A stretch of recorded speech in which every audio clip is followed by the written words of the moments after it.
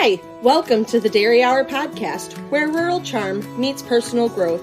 Join us as we milk every moment for wisdom, self-improvement, and mental wellness. I'm your host, Val Levine, a rural dairy farming mom with a passion for filling hearts while never forgetting to fill my own cup. Get ready for insightful conversations, empowering tips, and a splash of fun and laughs, of course. Let's cultivate growth, nourish our minds, and embrace the journey together. This is the Dairy Hour podcast, where every episode is a breath of fresh air and the inspiration you need to be your best self. Hello, everyone, and welcome to today's episode of the Dairy Hour podcast. I'm your host, Val Levine, and I am joined here by the one and only Kacee Bohle. Kacee, how are you today? So good, Val. How are you today? I'm doing okay. We've had some technology hiccups, but seems to be the going theme lately. So we're just going to run with it. So Kacee is fantastic. I have been an avid follower, I can't talk today either, follower of hers on LinkedIn, and she posts some really great motivational content. Highly recommend you get over there and follow her. So Kacee, do you want to start by telling us a little bit about yourself? Sure. Well, first of all, thank you so much for having me on here. And just know, you're not the only one who has technical issues. This is part of life, but we're going to get through this. So, deep breath. That is part of what I do. I am a coach, speaker, and trainer for professionals within the ag space. And I talk about the stuff most people don't want to talk about. I help people work through the stuff that most people are too scared to bring up and don't really want to admit to other people. So a little bit of backstory. I'm from West Central Indiana, born and raised on a corn and soybean farm. And I always knew I wanted to be in ag, but I wasn't really sure where. So I job hopped about every 2 years for the first 14 years of my career. And I did everything you could think of. I was in equipment sales. I sold farm software. I sold seed. I was in customer support roles and biologicals. And ultimately, at the end of it all, I look back and I realize there are certain parts of my career that got me really excited and certain parts that really just drained me. And so I was on this mission over the last couple of years to figure out why am I so drained? Why am I so burnt out? I'm constantly chasing this paycheck and I just want to reset. And so I started taking some leadership and personal and professional development courses and ultimately found a love for personal growth and professional development. And I kind of moonlighted as a coach, if you will, before I knew what coaching was or anything about it. And people were asking me for advice and, hey, can you help me with this connection or this resource? And I thought, you know what? I love this part of my day. I'm working from, I say 8 to 5, but we all know that's not true within the ag industry. But those were my standard business hours in non-busy seasons. But during nights and weekends, I would fill my cup up by networking with other people in ag and just kind of being that person in their corner because they may not have had anybody else in their corner. And I thought, why am I spending the majority of my day doing something I don't love just to spend my nights and weekends doing something that I do? How can I turn this into a business? And it took me a couple of years, to be honest with you, Val, because this is scary to leave a steady income, secure job with benefits, company truck, all the things, and going off and leaving all of that to start your own business is not secure, not steady. It's super scary. And so I was a little chicken for about 4 years. I went and got certified as a coach, and it really helped me in my career. It helped me with a lot of my clients and just kind of being there for them in a professional capacity. And then I got pregnant with baby number 2. And during my maternity leave, I, kind of just shut off my daytime job and focused in on my side gig, if you will. And I ended up making a lot more money on maternity leave than I ever anticipated. And I thought, I'm so silly. I could clearly do this as a business. I could clearly help more people and fill my cup up at the same time. And I use this quote a lot of like aligning your purpose with your paycheck.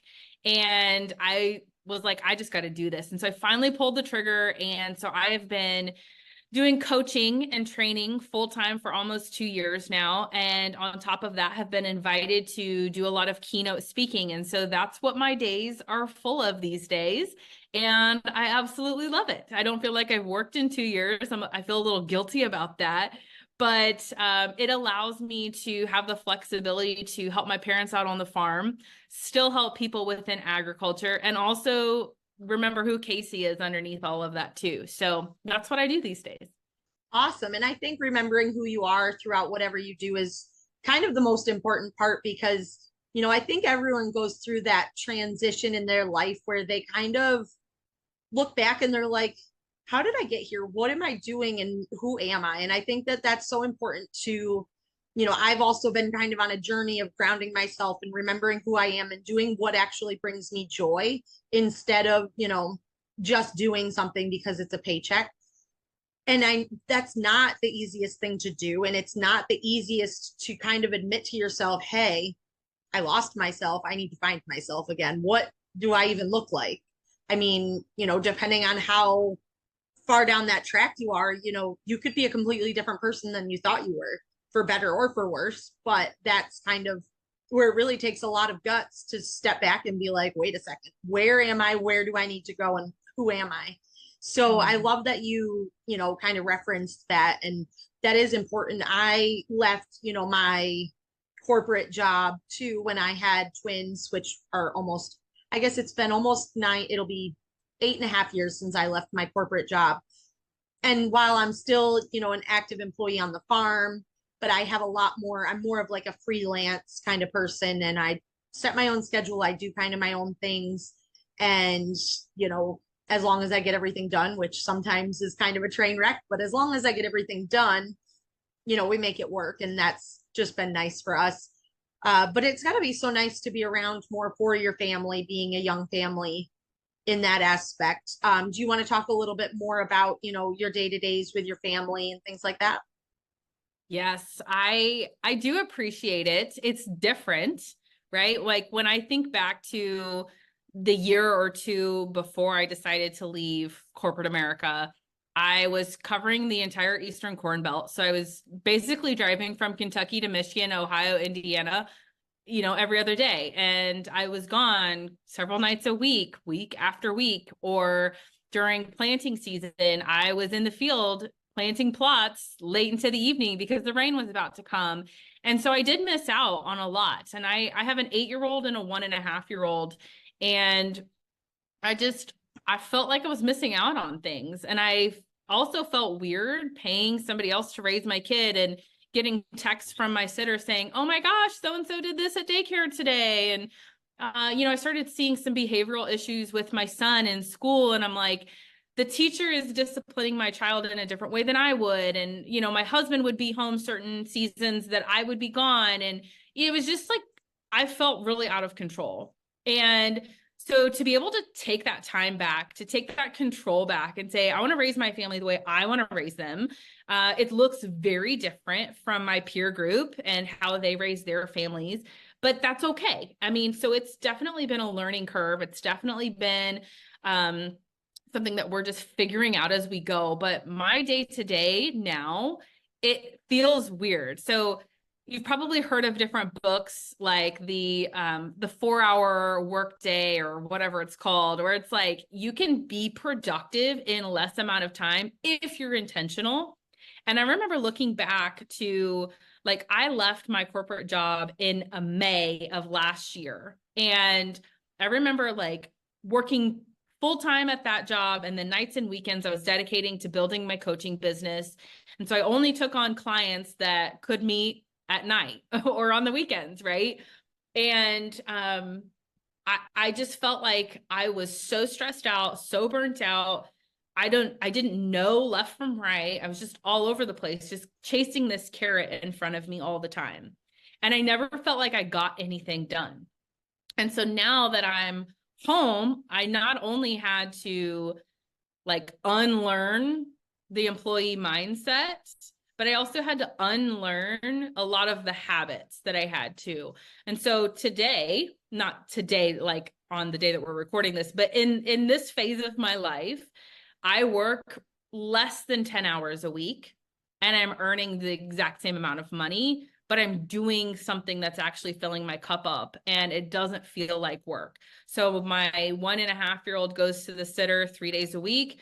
My 8-year-old is going into 3rd grade. And like we talked about before we started recording, I'm getting ready to start homeschooling. And so this summer has kind of been a test run of like, what does it look like to have both kids at home 2 days a week? And, it's kind of chaotic, but it's totally doable.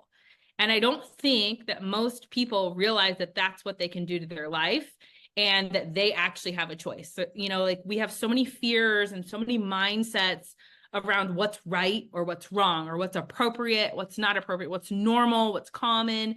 And I think for me, not having dirt under my nails or being out in the field meant I wasn't productive or wasn't successful or wasn't relevant to this industry. And so I've had to do a lot of internal mindset work around what does productivity look like to me? What does success look like to me?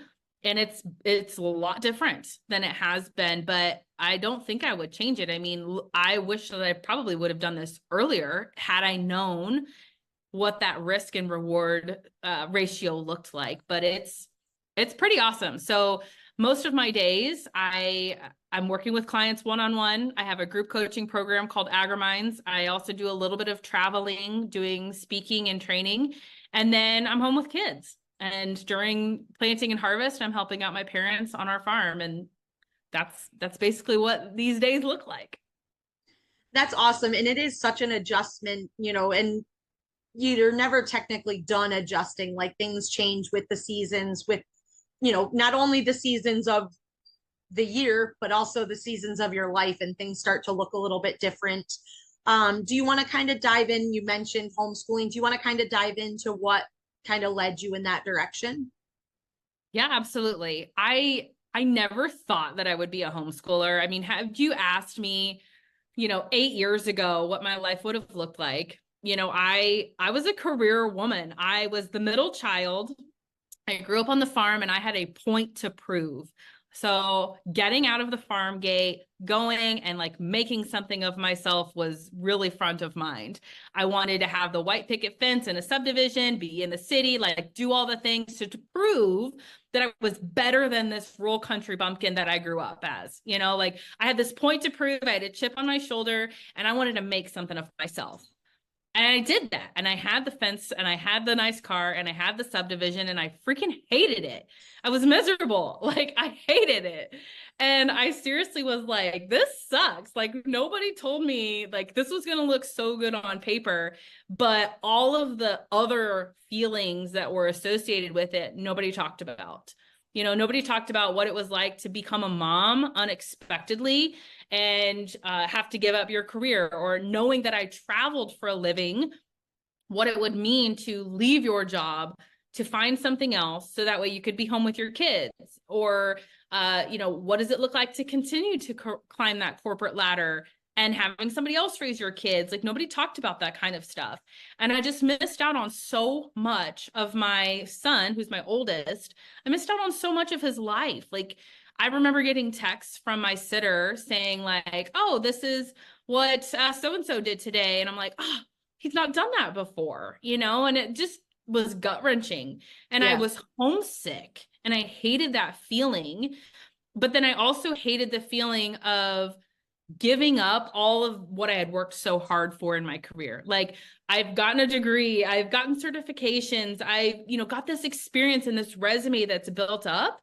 And what do? Just throw it all away to be what, a mom? Like it just didn't make sense in my mind. And so I struggled with this for a long time. I had a lot of guilt from being a mom. I had a lot of guilt and resentment from having to go work. And I was a mess right in between all of that. And then we moved back home to Indiana, which is where we live now. We were in Missouri at the time because of my career, moved us out there. And we moved back home to Indiana where we could be closer to family and have a support system, which we did not have. And I think having that support system might have changed a little bit, right? But my kid was being raised by strangers out there, and my parents were, needing help during the busy season. And we just didn't really have any friends or family at that point close by. And so we moved back to Indiana for my job again. And my poor husband just kind of followed me around as I climbed the corporate ladder. And thankfully we moved back to Indiana.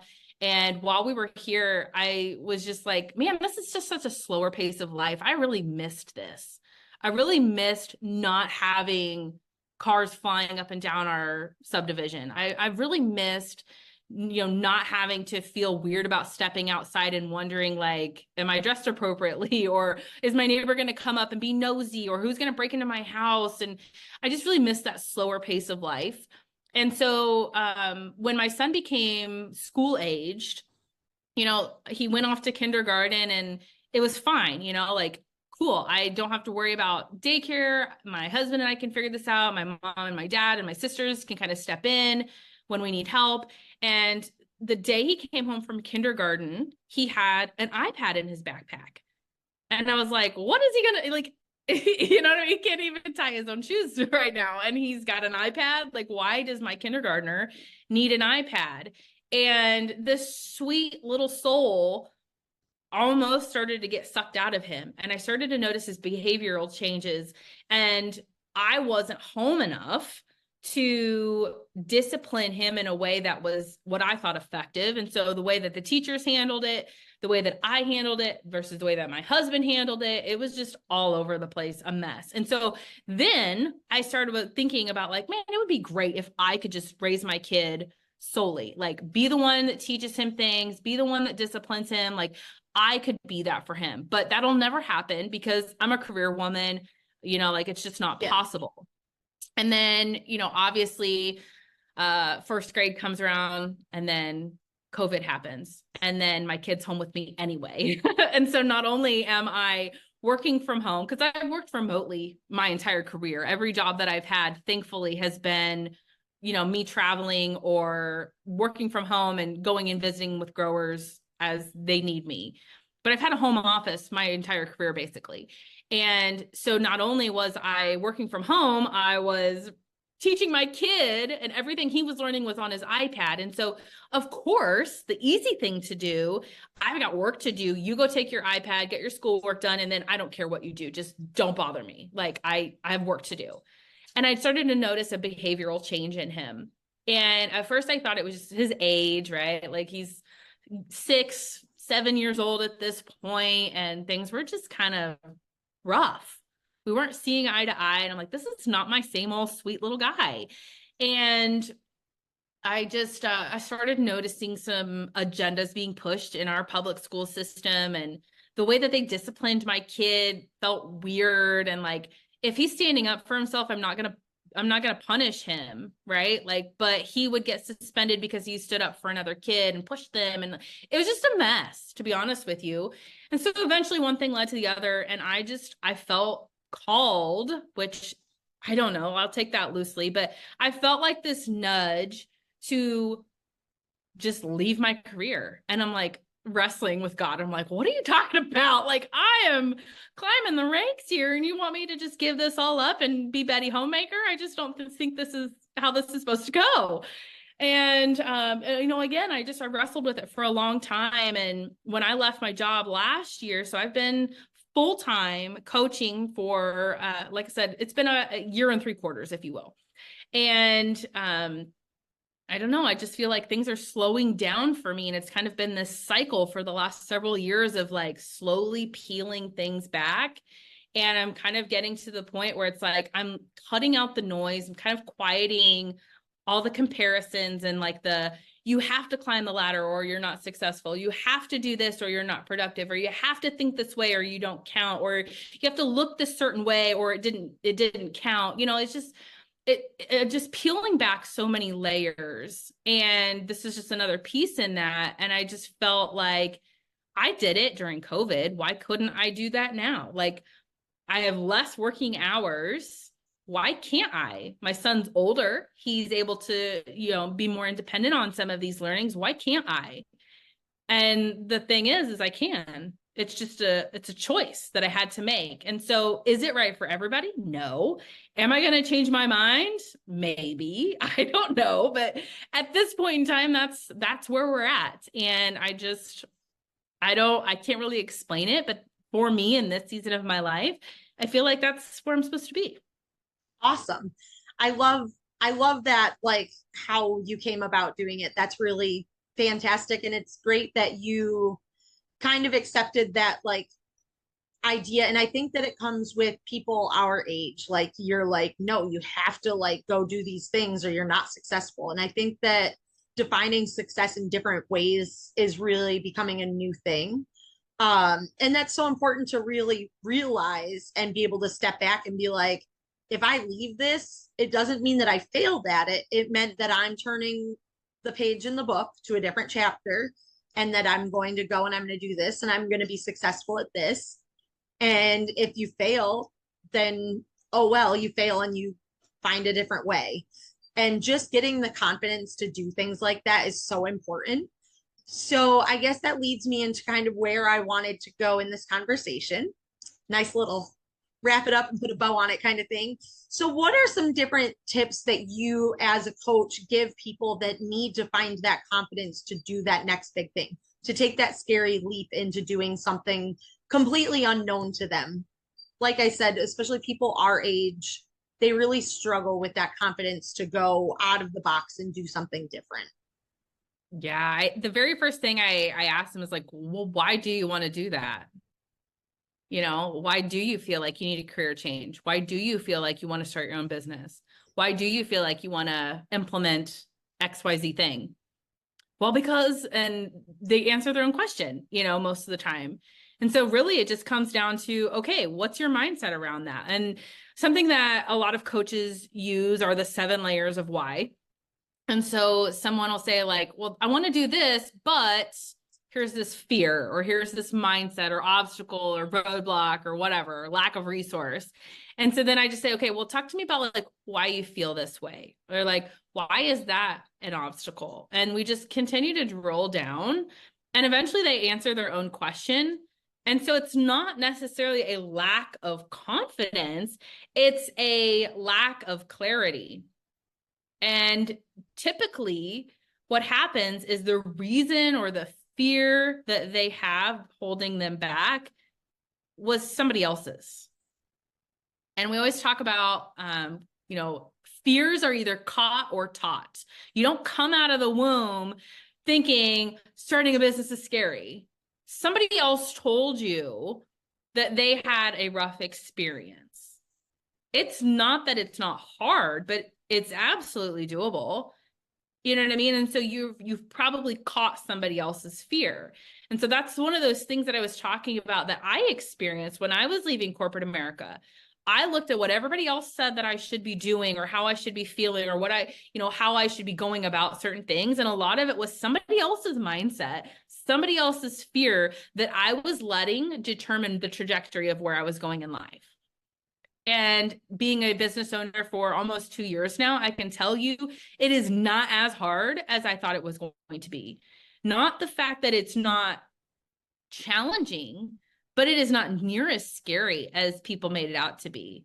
There are obstacles and there are challenges, but they are totally figure outable. Yeah, totally figure outable. And I think when you have the right people in place, like a support system, whether it's a group coaching, whether it's a coach, whether it's a family member or a mentor who's in your corner rooting for you, not instilling biased opinions or feelings or whatever, it can be the game changer. And fortunately, I had those things in place when I was leaving my job. And so I would encourage somebody that is held back by pulling the trigger on doing something is to really ask yourself, what was your whole mission in doing that? Like, why do you want to do that? Okay, why haven't you already? And most likely it's a fear or a mindset that somebody told you you needed to have when you did that thing. I like it. It resonates a lot. And it really, and not to mention being scared of doing something, there are so many resources out there now more than ever that are designed to help you succeed. So it is, you know, something that's very figure outable and very doable. And it's just taking that leap. And sometimes you need someone to give you a little nudge to kind of push you off there. It's like when you go cliff diving when you're swimming. Have you ever gone cliff diving? No, I haven't. So I'm gonna break out into a little story here for you. So my husband and I have known each other our entire lives, but we didn't start dating until we were like in our early 20s. And the summer we started dating in, March. And the summer that we started dating, we went up to his family's cabin in the Adirondacks, and they had like this cliff, and they're like, oh, let's go jump off the cliff into the water. All right, I can do that. Like, I'm not the best swimmer in the world, but I'm totally a decent swimmer. Like, I can doggy paddle my way out of something, if you will. So we go up to this cliff, and my husband is like, and now mind you, my husband works for my parents at this time. Like, he's got mom and dad's little girl like away. And they're all down in the water, and I'm like one of the last ones to jump, and I'm looking, and my husband is like, just make sure you take a big jump because it went out a little bit before you hit the water. So just make sure you jump out. Don't just go straight down so you get away from the rocks. Okay. Well, I also was a hurdler growing up, and I'm infamous for my little stutter steps before I jump on things. So here goes Val, and she stutter steps and I did not jump out as far as I should have. And my husband, he said it happened in slow motion. He's like, all I could think of was that you were going to hit the rock. Oh my gosh. All I could think about was, what am I going to do? What am I going to say? Sometimes you need someone to push you a little further out there. Don't hit the rock on the way down. Oh yeah. My gosh. Yeah. And I was never allowed to cliff jump after that. So did you hit the rock? I need to know. I did not hit but it was close. Like, it was close enough. He does not get nervous about much, and he was real nervous. So everyone was just kind of watching in slow-mo as it happened. And they're like, oh my gosh, please don't let this happen. But we're good. I survived. I don't even have any scars to show. Didn't hit anything. We made it. I was also told I was never allowed to do that again. So here we are. Ooh, that could have ended bad, but yeah. It didn't, right? Nope. That's the point, is it could have been detrimental, but you will have never known. Nope. Right? And we just know that I'm not that good at it, so we're not going to do that again. Okay. But you can testify, and yes. That for a fact. Oh, I love it. I just had to have that little side story because it's just like, I just needed someone to give me that little extra push, and I would have really been okay. Yeah. Oh my gosh. So, do you have any other tips for anyone, with making those big changes? Well, I would say maybe don't make big changes, make small changes that lead up to that, right? Like, start small. Maybe you don't just completely rip the Band-Aid off. That's totally fine to not rip the Band-Aid off. First of all, we got to ask ourselves, why is the Band-Aid on, right? What happened that we have a Band-Aid on? First of all, there's a lot of things to analyze with that whole thing. And so I'm thinking, like, why do we have to rip things off? There's a lot easier ways to take a Band-Aid off than just ripping it off and tearing your skin off. Like, when you have children, you probably learn there are certain things that you can do to soften the adhesive on those Band-Aids, so it's not a total trauma setter there. So I'm saying, like, there's a lot of different approaches. So I would say, like, maybe don't just make the big change. See what your other options are. And sometimes maybe it takes an outsider perspective to help you see what your options are. But I will also say another tip is that be really careful about who you share those big plans with. Because again, you come all hot and heavy with this really exciting opportunity. I'm going to leave my job. I've got this amazing business venture. Well, that's a really dumb idea. Why would you do that? And now you're crushed, and now you have fears, and now you're not motivated, and now XYZ thing. So be really careful about who you share your big dreams with. That would be another tip that I have. I really like that one because that That is huge. And it definitely, it busts your confidence when you're confident and excited about something and someone's like, oh, well, I don't think that's going to work. And it just, yeah, like you said, it just deflates you so fast. And then you don't have that like confidence to go out and do the things. Or you're Yeah. second guessing yourself the whole time, which maybe makes you make a different decision than you would have if you were just 100% confident about that. So Yeah. I love that. I'm going to leave that conversation at that because that was my favorite piece of advice. I love that. So I really enjoy, this is one of my favorite parts of the podcast is asking different just rapid fire fun questions. So what is your go-to dessert? Oh, I love Oreo ice cream pies. I don't know if I've ever had one of those, but that needs to go on my list. I'm a big dessert person. I love sweets. I'm not a big pie person. Like I'll do like a blackberry crisp with like ice cream, but I love Oreo ice cream pie. I'm gonna have to figure that one out. And I'm gonna have to make that Do it. because that Yes. sounds amazing. And I love Oreo everything because Same.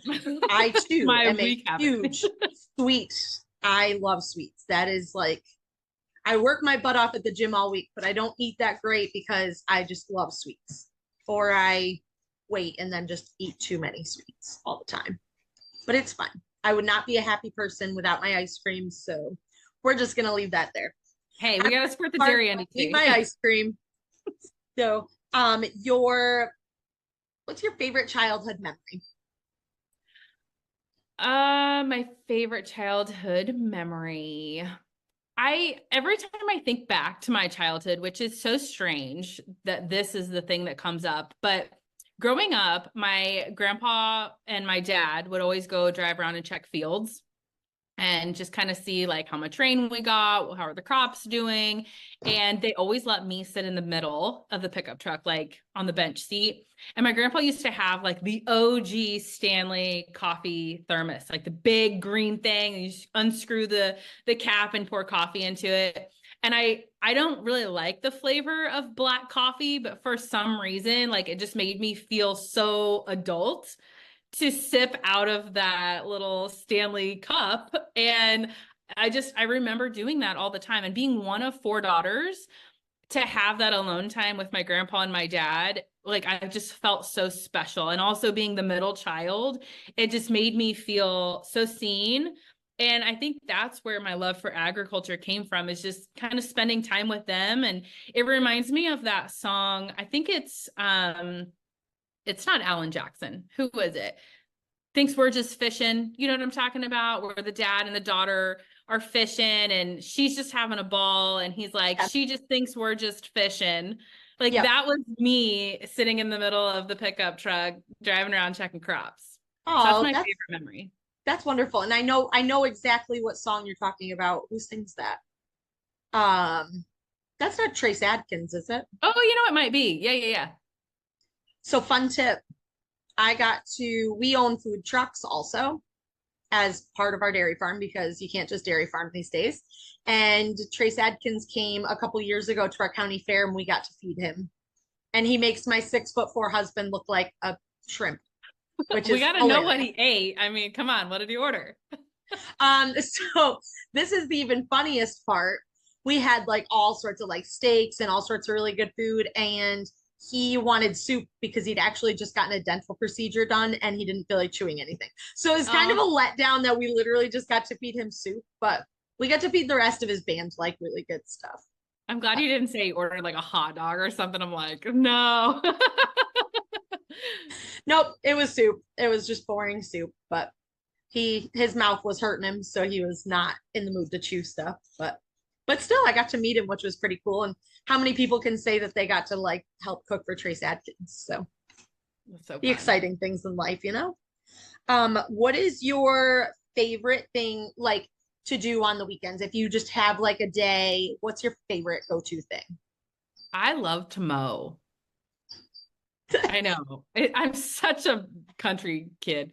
I love mowing the yard. And all growing up, again, like that was the thing that just I always got to mow the yard, and my grandpa was always the kind of guy who like, he needed the straight line that alternated every other time you mowed the yard. And I remember like, I don't know, I zoned out or something, and I had like a little bit of a wave in the yard. So then every other line was like, it's like this big wave just kept getting bigger and bigger. And he's like, you drunk driving out there. And I don't know. There's just some satisfying thing that comes with the straight lines with mowing a yard. And being a mom now, it's nice to have 3 hours, because it takes about 3 hours to mow our yard.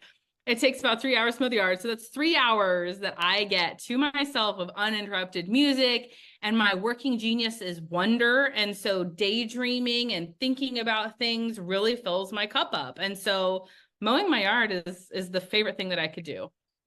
That's funny. That really threw me off. That was really like, did not expect that at all. So that's fine. Hey, I'm here to entertain. That was good. Mowing the lawn. Okay. That's about one of the last things that I would pick. So you go ahead. You can come mow ours too. Actually, my mom is very particular about how the farm, because we're like all on the farm. My mom is very particular about how her lawn is mowed. She doesn't have blinds, but she does not like other people touching her lawnmowers. So she does most of the lawn mowing, which is fine, because that is not one of my favorite things to do. Oh my gosh, that's great. Let's see, you did a lot of traveling back in the day. What's your like go-to gas station meal? Like if you are just starving and you've got to pick something up, what are you going for? Oh my gosh. Well, being in the Midwest, Kacee's gas station's pretty popular here. I am not a Kacee's pizza person, but I am absolutely a Kacee's cake donut person. Ooh. And so if there is a Kacee's, I will stop in and get a cake donut or a few, depending on how hungry I am. But I've been really trying not to eat gas station food. I mean, when you travel for a living and all that there is gas station food, like I just hated feeling like crap all the time. And so I've kind of gotten into the habit. Well, I don't anymore, because obviously I don't travel that much anymore, but I got into the habit of packing my own lunch. So I would have a cooler, nice Yeti cooler in the back of my company pickup truck. And I would try to skip the gas stations. I do love when you're traveling though, and you know, like if you've been on that route a lot and you know which gas station has the good bathroom or which one has the dingy one, and you'll hold it. And you'll like be dying by the time you get to that, because you're like, I refuse to go in that gas station. I won't do it. Yep. Yeah. Yes. Been there, done that. My time as a milk inspector, I definitely had you have your favorite bathrooms. Mm-hmm. Yep. There was one that I went to once, and I never made that mistake again. It had a squishy toilet seat. It was the worst. Yeah, no, it was awful. Yeah. It was terrible. And if they require you to carry a yardstick or a mop or a hockey stick to the bathroom, like I probably am not going to revisit that bathroom. Yep. Check that one off the list. Nope. Hard pass. Yes. Keep on trucking. Yes. Oh gosh. So your question from a previous guest is,